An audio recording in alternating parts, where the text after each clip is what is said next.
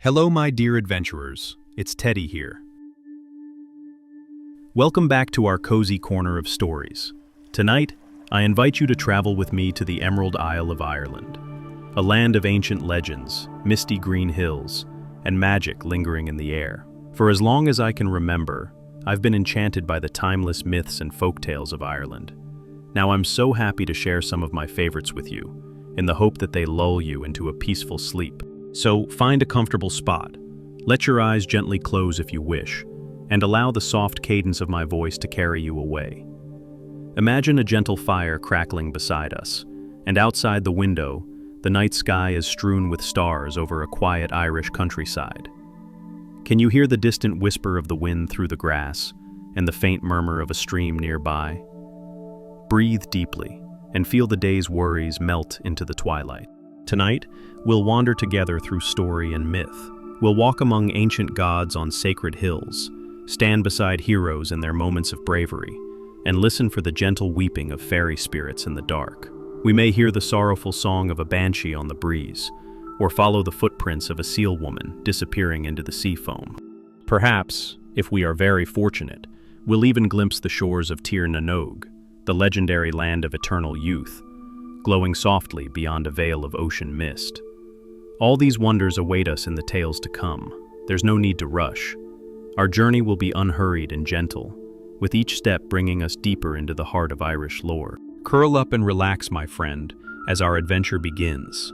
Let us set off now, you and I, through the green fields of myth and into the mists of ancient Ireland. Our journey begins on a quiet hill under a purple dusk sky. We are standing atop an ancient mound where the air itself feels old and enchanted. The grass is thick and soft under our feet. In the distance, silhouettes of oak trees and standing stones are visible against the last light of sunset. This place has a name whispered through time. Perhaps it is the Hill of Tara, where kings once gathered. Or maybe it is any of the countless fairy hills that dot the Irish land. Here, if you listen closely, you might imagine you can hear faint laughter on the breeze, or the echo of a harp string in the far-off night. This is a site sacred to the oldest of Ireland's legends, and the perfect place to recall the story of the Tuatha De Danann, the tribe of the gods. Long, long ago, before human history was written, the Irish say a race of divine beings ruled these lands. The Tuatha De Danann were their name, the people of the goddess Danu. They were wise and powerful, skilled in magic and art, poetry and warfare. It's said they came to Ireland in a mysterious way. On Midsummer's Day, a great mist rolled over the land, turning day into gray twilight. Out of that swirling mist, the Tuatha De Danann appeared as if by magic. Some tales say they arrived on flying ships that they burned upon landing, shrouding the island in an enchanted fog. Others claim they descended from the clouds themselves. However it happened, the legends agree that when the mist cleared, the old inhabitants of Ireland looked up in wonder and fear to see these newcomers standing upon the hills, shining with otherworldly beauty. Imagine for a moment that scene. Farmers in their fields dropping their tools, eyes wide as ethereal figures emerge through the haze. The Tuatha De Danann are unlike any people the world had known. They are tall and noble, with skin glowing softly like moonlight. Their king, Nuada, bears a mighty silver sword at his side, and a gleaming silver hand in place of the flesh one he lost in battle. At Nuada's shoulder stands Lugh of the Long Arm, a youthful warrior whose spears and javelins never miss their mark, his face bright with courage. Beside them is the Dagda, a great fatherly figure, carrying a magic cauldron from which no one ever leaves hungry. And there is gentle Brigid, patron of healing and poetry, her red hair crowned with sparks of inspiration. Hundreds of them are gathered, each more skilled than the last in some art or craft. Bards, healers, sorcerers, smiths. They have come to share this land and make it their home. Of course, the tribes who lived in Ireland at that time, the Firbolg and others, did not yield their home easily. There were conflicts, even battles, in those mythic days. I won't dwell on the clashes tonight, except to say the Tuatha De Danann did fight for their new land. In the end, they proved victorious through their cleverness and magic. Under an ash-gray sky on the plain of Mag Tuired, they defeated the old giants called Fomorians, securing peace for a while. Though there was sorrow and struggle in that age, there was also great beauty. Under the Tuatha De Danann, Ireland flourished.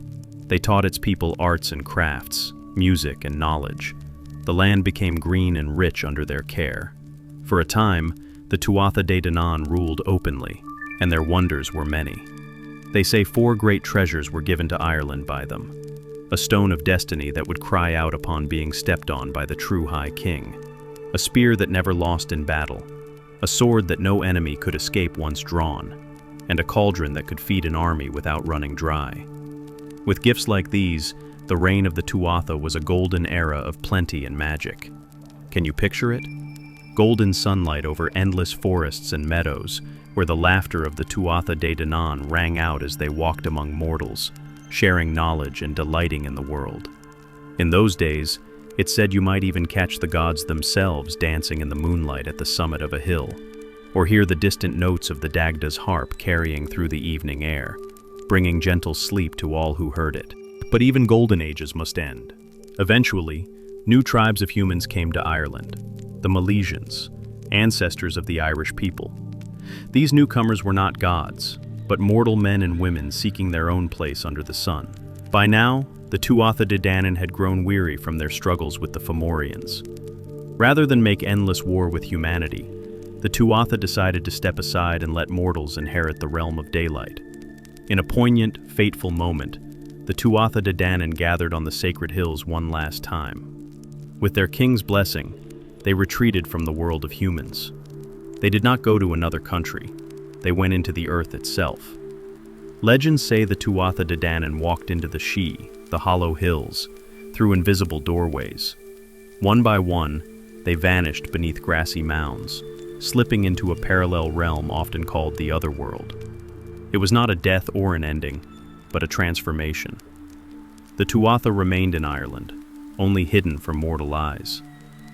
Over centuries, people no longer saw them as shining gods, but began to know them as the fairies, the Eos She, or good folk, the hidden people who live just out of sight.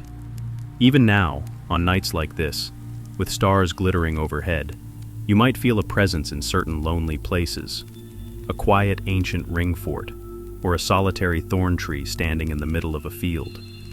The Irish learned to respect those places, believing them entrances to the fairy realm where the Tuatha De Danann still dwell. I like to imagine that even as we sit here in our warm, cozy spot, there might be unseen eyes gently watching. Perhaps the Tuatha De Danann themselves, curious about us as we tell their story. There's something comforting in that thought, that the old guardians of the land are still around, keeping their subtle watch. In Ireland, many still say you should leave a dish of milk on the back step at night for the fairies, or whisper, "Excuse me," if you stumble upon a fairy ring of mushrooms in the woods. These little traditions are signs of respect, carried from generation to generation, remembering the Tuatha De Danann in their guise as the fair folk. Can you picture a summer night long ago, when a farmer's family might huddle by their hearth, listening to the distant music of a fairy ceilidh, dance drifting over the dark hills? Perhaps a curious child would peek outside and swear they saw lights dancing in the distant meadow, tiny flickering orbs like fireflies, the lanterns of the fairies at play. The parents would gently draw the child in, cautioning them not to follow, for mortals who wander too far into fairy revels might never return. Still, they'd smile knowingly, for it was a magical reassurance to feel the Tuatha's kin nearby, even if unseen. It meant that Ireland would never truly lose its enchantment. Our first tale, then, leaves us with the Tuatha De Danann still among us, just beyond the veil of sight. They gifted Ireland its mystique, a land where every rocky cairn and quiet lake might hide otherworldly companions. And in fact, one of the Tuatha would soon play a part in the next chapter of our journey, as we move forward to the Age of Heroes. For it's said that one of those shining beings, Lugh of the Long Arm, had a very special mortal son, a boy who would grow up to be one of the greatest heroes Ireland has ever known. Now the night deepens, and a silver moon rises higher, bathing the land in gentle light. We wander northward, you and I, leaving the fairy hill behind. Over rolling plains and lush valleys we roam, until we find ourselves near the ancient kingdom of Ulster, The air here is crisp and cool. In the distance, atop a rise, stands the hazy outline of a ring fort, the remnants of what was once Iman Macha, the stronghold of the kings of Ulster. It's quiet now, just a ring of grassy earthworks under the moon. But if we close our eyes, we can imagine a lively scene here many centuries ago. Can you hear it? The faint echo of harp music and laughter from a great hall. The warm glow of torches flickering against wattle and daub walls. This was the seat of King Conchobar mac Nessa, and on a night like this, a grand feast might have been held in his hall, with warriors feasting on roast boar and mead, telling tales of bravery. Picture then, a young boy outside that hall, running swiftly across the fields by starlight. His name is Setanta, though soon he will earn a more famous name. Setanta is no ordinary child.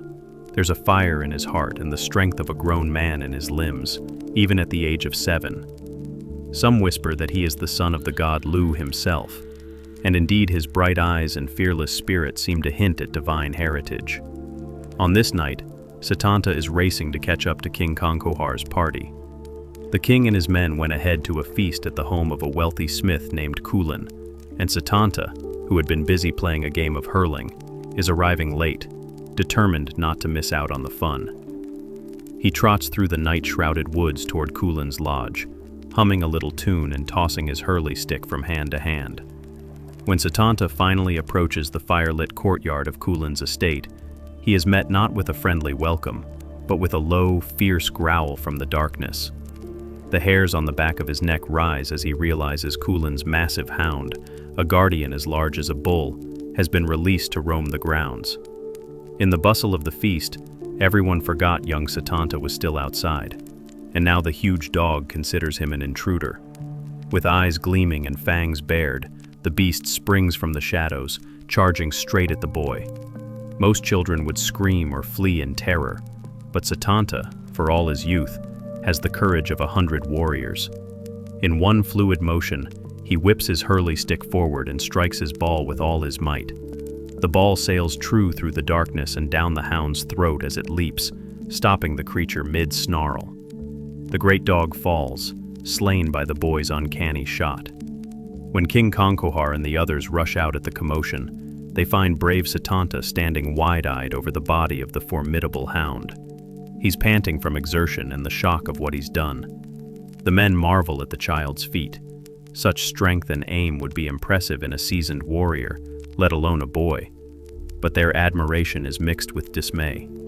Cuchulainn, the host, kneels by his fallen hound and begins to lament, for this dog was not just a pet, but the ferocious guardian of his home.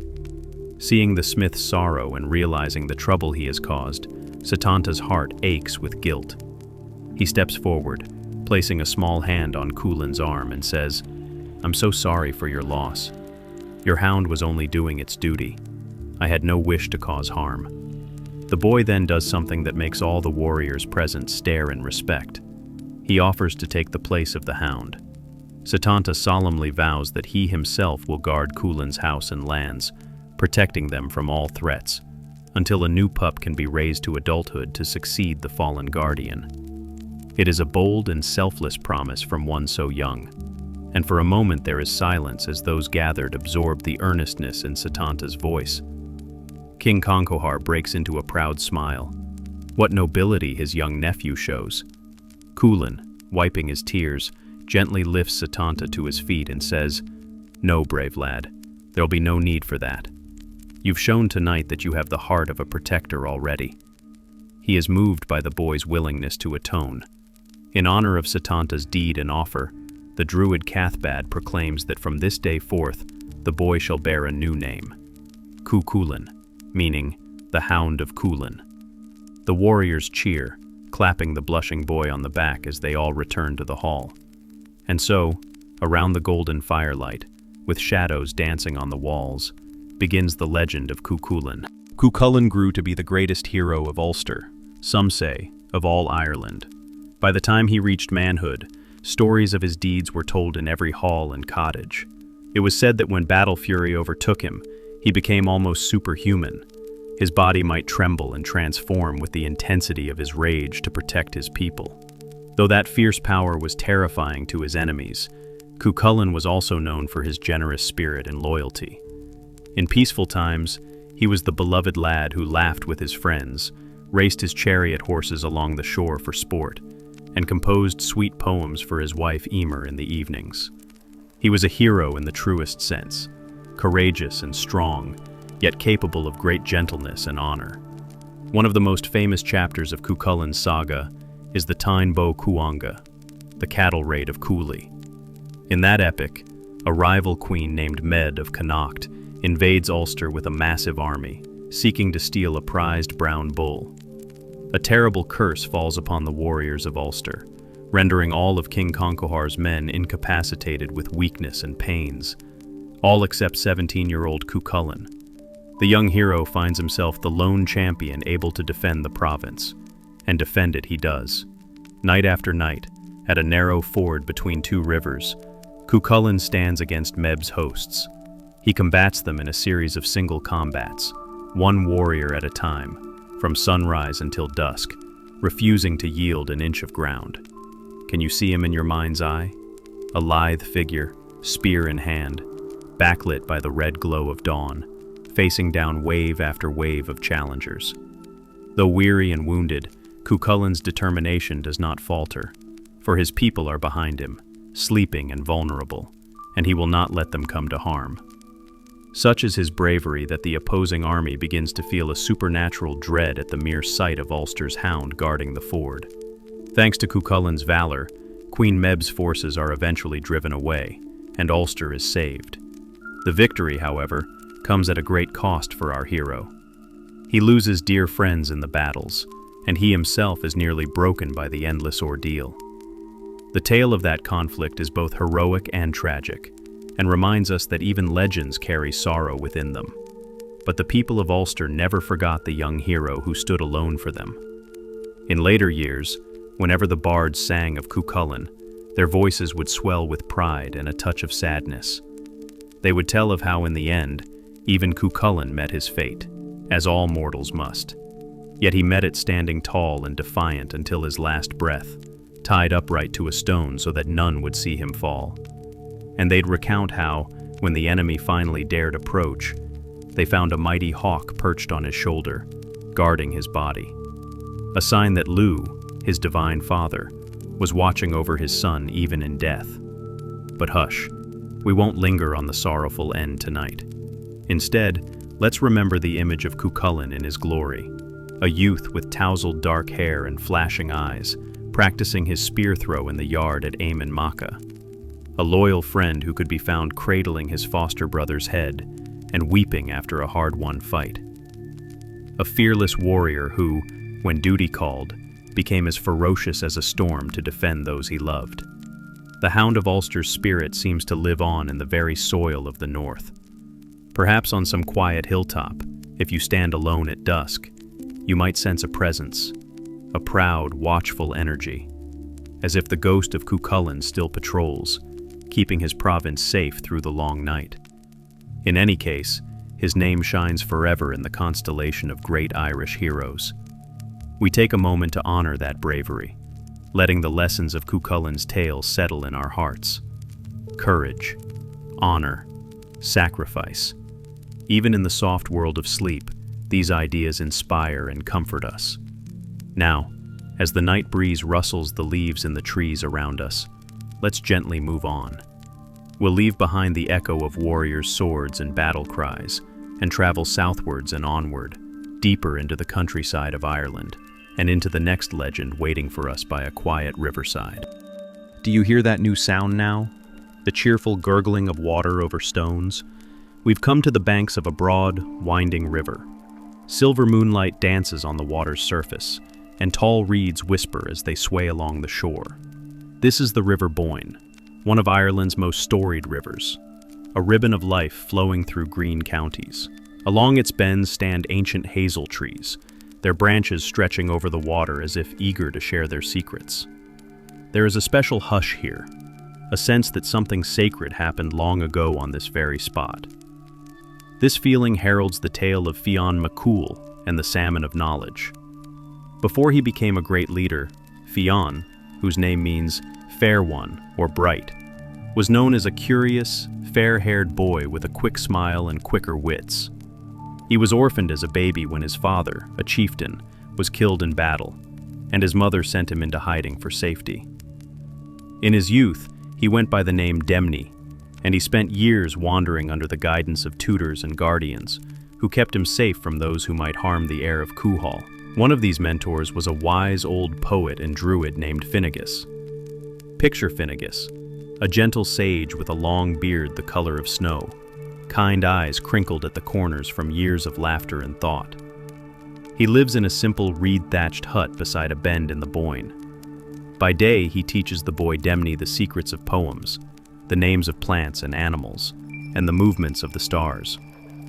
By evening, he sits on the riverbank with a fishing rod in hand, gazing intently into the clear water. For Finnegas has a lifelong quest, to catch the salmon of knowledge, a very special fish that dwells in this river. According to legend, this salmon had eaten 9 hazelnuts that fell into the well of wisdom, a sacred spring that is the source of the Boyne. Those hazelnuts contained all the knowledge of the world, and thus the salmon that consumed them became imbued with immeasurable wisdom. It's said that whoever first tastes that enchanted salmon will, in turn, absorb all the wisdom it carries. Finnegas, after years of study and seeking, discovered the pool where the salmon of knowledge swims. Ever since, he has devoted himself to catching it, dreaming of the day when he might take the first bite and become the wisest poet in all ages. Now imagine a serene afternoon by the river. The sun filters golden through the trees, and young Demni, our Fion-to-be, is checking Finnegas's fish traps with patient diligence. Suddenly, his shout rings out across the water. He's caught a mighty salmon in the net, its scales glittering with an otherworldly sheen of silver and blue. Finnegas's heart leaps. Could it be the salmon? As they bring the fish to shore, the old man's hands tremble with excitement. And indeed, as soon as he meets the fish's dark, ancient eyes, he knows this is the prize he's sought for so long. Finnegas quickly kindles a small cooking fire by the riverbank. He is nearly beside himself with anticipation. But even in this moment, his affection for the boy shines through. He says, "Demni, my lad, you've helped me catch this fish. Now do me a favor. Please cook it for me while I go fetch some special herbs and prepare for what's to come."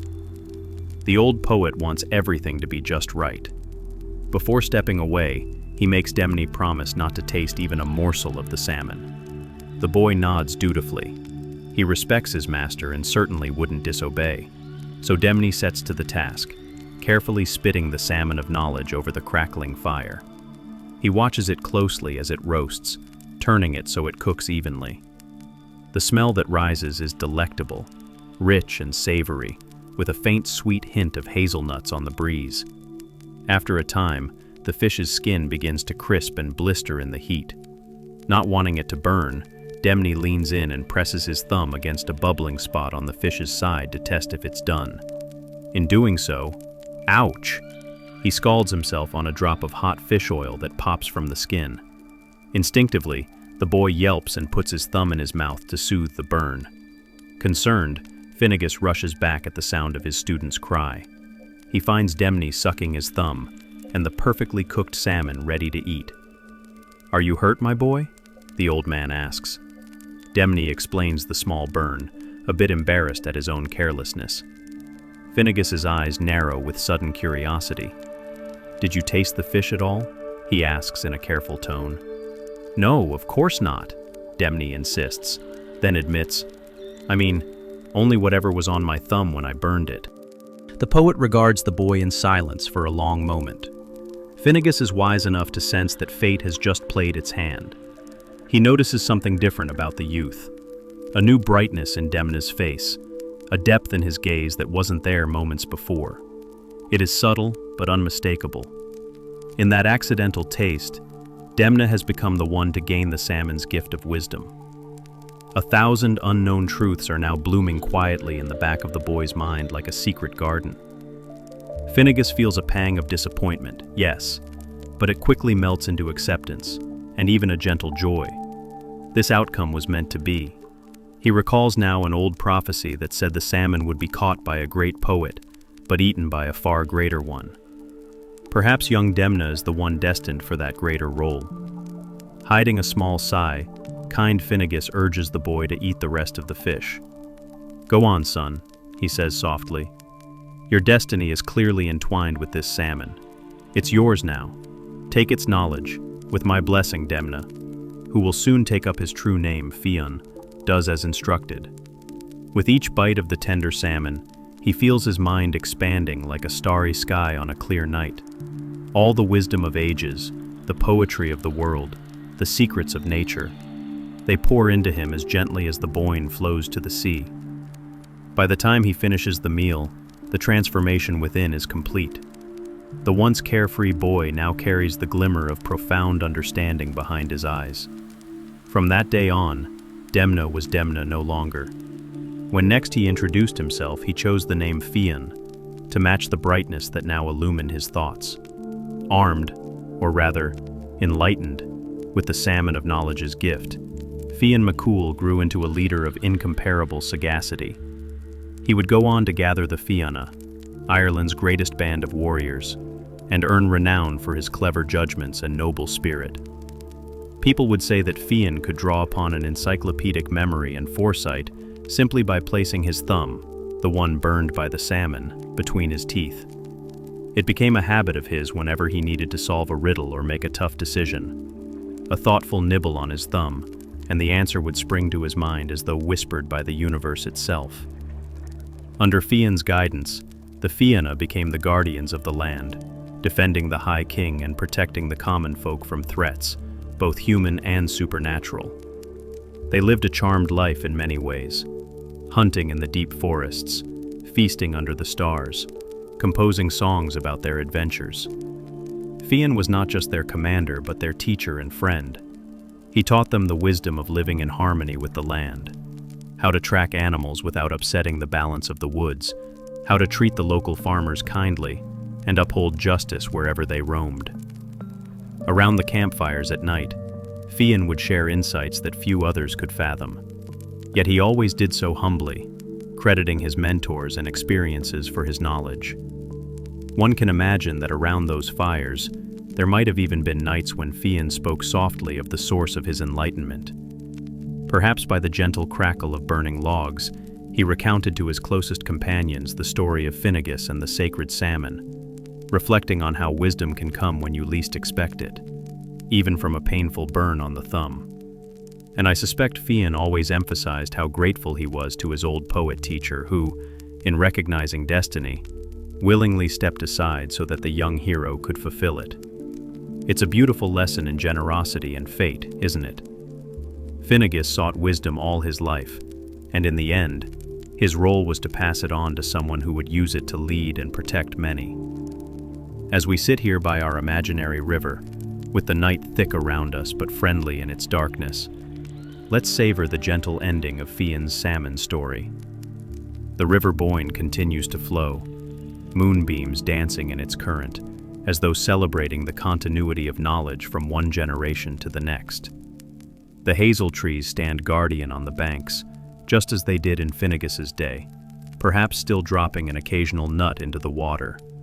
Who knows? Maybe another wise salmon swims these bends even now, waiting for a new seeker. The thought makes me smile. Fionn McCool's adventures did not end with gaining wisdom, of course. His life was long and filled with exploits. He defeated fearsome foes, loved deeply, and fathered sons who themselves became legends. In fact, one of Fionn's sons will star in the next story we'll share tonight. But before we move on, take a moment to imagine young Fionn strolling along the Boyne at dawn the day after he tasted the salmon. Envision the calm sense of purpose he must have felt, the rays of early sun filtering through mist and lighting the newfound spark in his eyes. He must have known, in that moment, that great things lay ahead of him. And indeed they did, for through Fionn's leadership and wisdom, the Fianna ushered in another golden age of heroism in Ireland.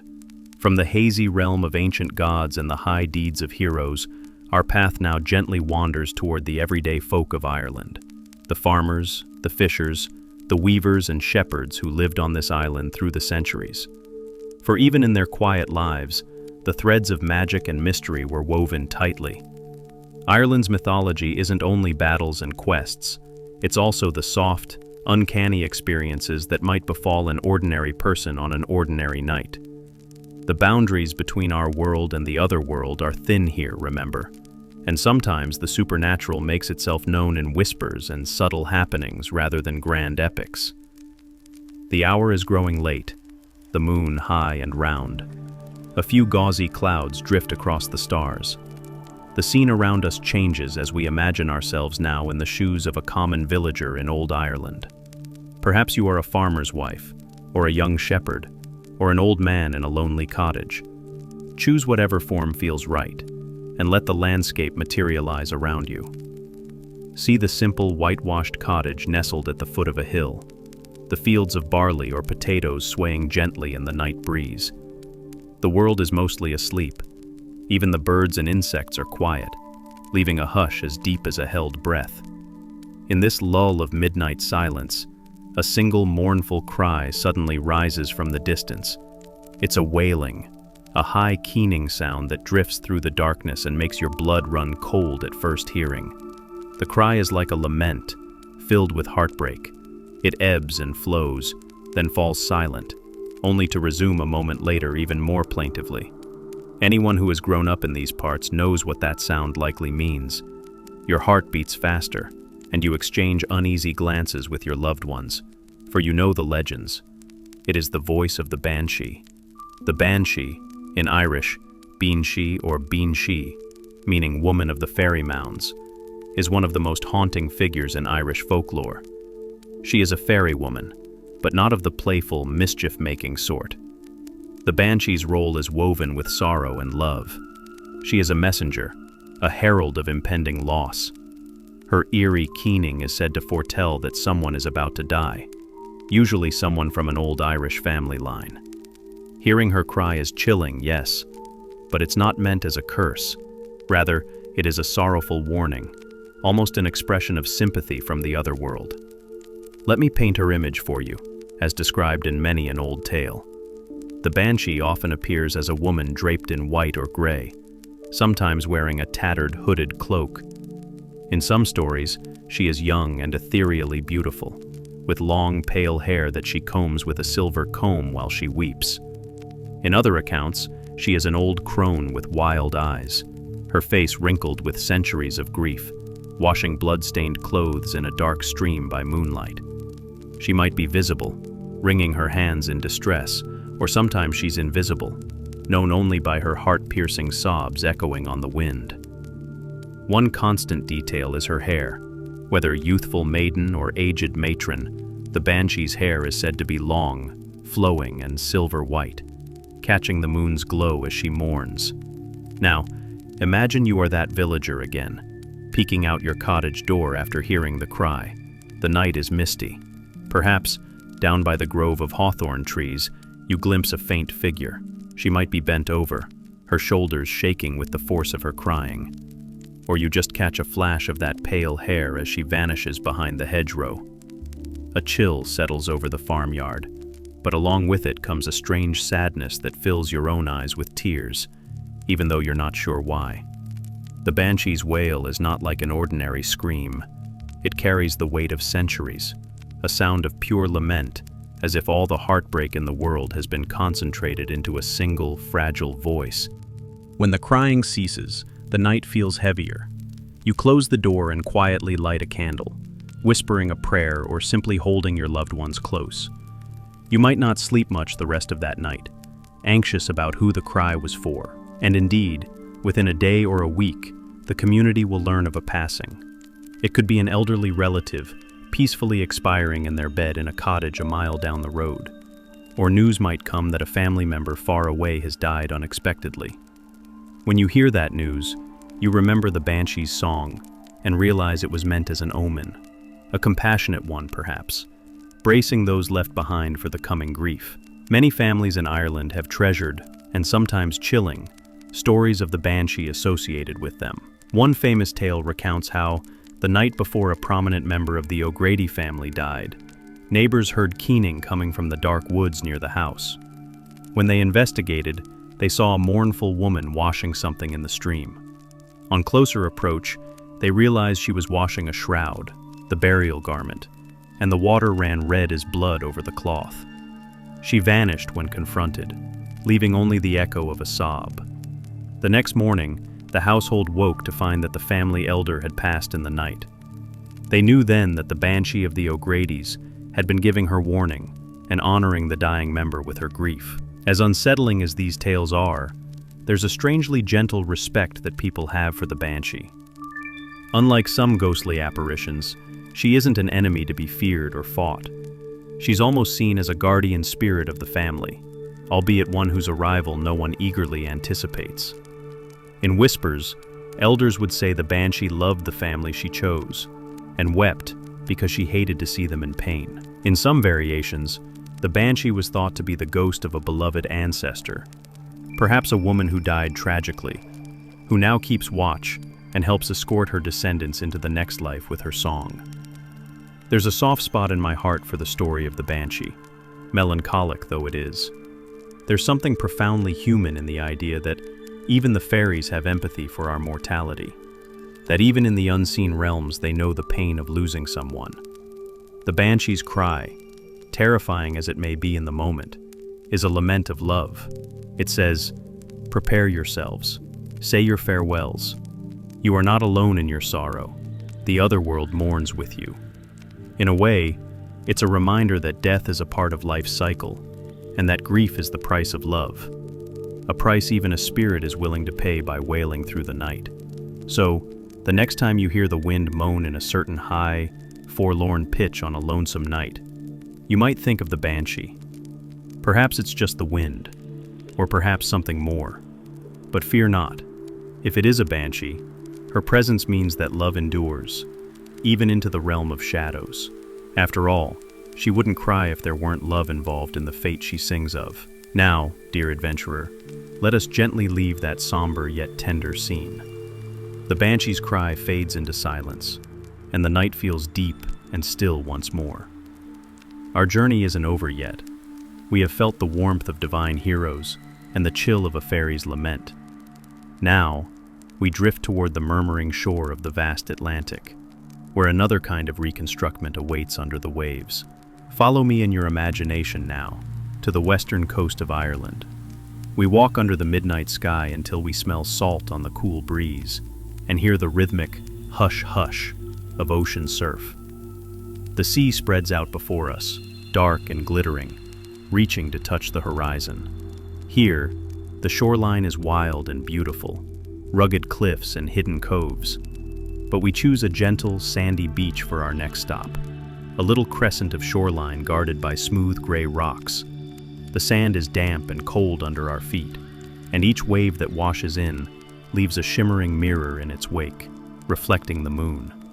It's at this liminal place, where land meets sea, where human habitations give way to the unknown deep, that many folktales are born. One of the loveliest and most poignant is the tale of the Selkies, the seal people. Selkies are beings who live as seals in the sea, but can shed their skin to become human on land. The folklore of the Orkney and Shetland Islands, to the north, is rich with Selkie lore, and similar stories drifted into Irish storytelling as well, especially along the northern and western coasts. There's an old saying that every seal might carry a human soul behind those dark, soulful eyes. Let's sit on a large rock here by the dune and gaze out at the water, while I tell you a particular Selkie story. It's a balmy summer night long ago, and the moon is full and low, silvering the wave caps.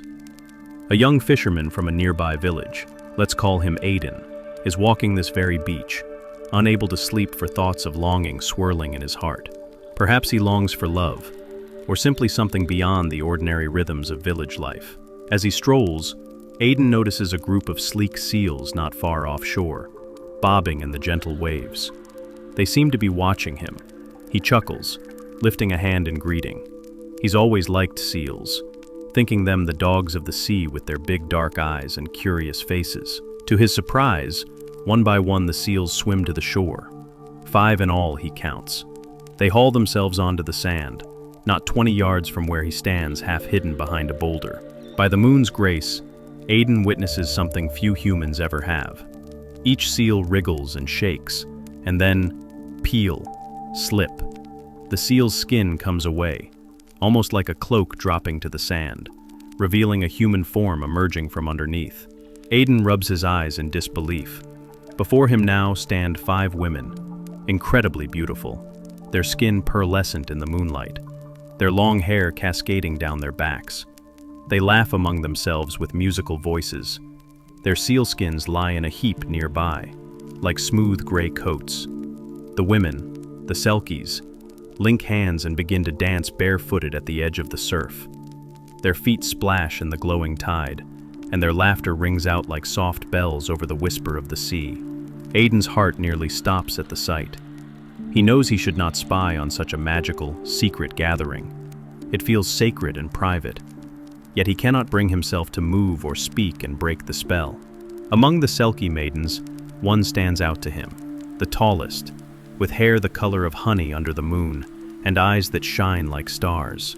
As she dances, she occasionally casts a wistful glance toward the village lights in the distance, as if curious about the human world on shore. After a while, the Selkie women tire of dancing and gather up their skins. One by one, laughing, they wrap themselves again in the seal pelts, and with a seal's bark of joy, each transforms back into a sleek seal and plunges into the waves. The leader, the tall beauty Aidan admired, is the last. She reaches for her sealskin where it's draped on a rock, but at that very moment, an overpowering impulse surges in Aidan. Without fully knowing why, the young fisherman leaps from his hiding place and runs. In a flash, he snatches up the maiden's sealskin before she can grab it. Startled, the remaining Selkie maiden lets out a small scream and tries to dash to the water, but Aidan stands in her way, holding the skin tightly to his chest. Without it, she cannot transform. The seal women in the water call out in strange, barking cries. Their sister calls back in a language Aidan doesn't understand, perhaps telling them to go. She'll manage. Reluctantly, the other seals bob a moment, watching, then disappear beneath the waves, leaving the two alone on the moonlit beach. Aidan's heart is pounding. Face to face with the Selkie woman, he suddenly realizes what he's done. She is looking at him with a mixture of terror and anger, and tears are welling in those starry eyes. Overcome with guilt and love all at once, Aidan falls to his knees in the sand. He didn't plan any of this. It was as if some force overtook him when he saw her about to leave. Words tumble from him. He begs her not to fear, apologizes for startling her. He introduces himself in a shaking voice and tells her that from the moment he saw her, he felt his soul entwine with hers. In short, Aidan declares his love for the Selkie maiden, unthinking of any consequence beyond the truth of his heart. The Selkie clutches her arms around herself, feeling terribly exposed without her seal coat. She says nothing, but tears glisten on her cheeks. Aidan, still on his knees, gently reaches out and wraps a piece of his cloak around her shoulders to give her modesty and warmth. He promises he will not harm her. He will cherish her more than his own life. He only begs that she come with him, at least for a time, to be his wife, for he cannot bear the thought of losing her to the sea without ever speaking to her. He even promises that he will return her sealskin to her after a certain number of years if she truly wishes to go back. At this, her eyes flicker with a bit of hope and curiosity, because she too had glanced toward the human village with longing. Perhaps, she thinks, experiencing life on land for a little while might be the adventure her heart secretly yearns for. Thank you for listening, my dear adventurer. I wish you the sweetest of dreams. Good night, and slán go fóill.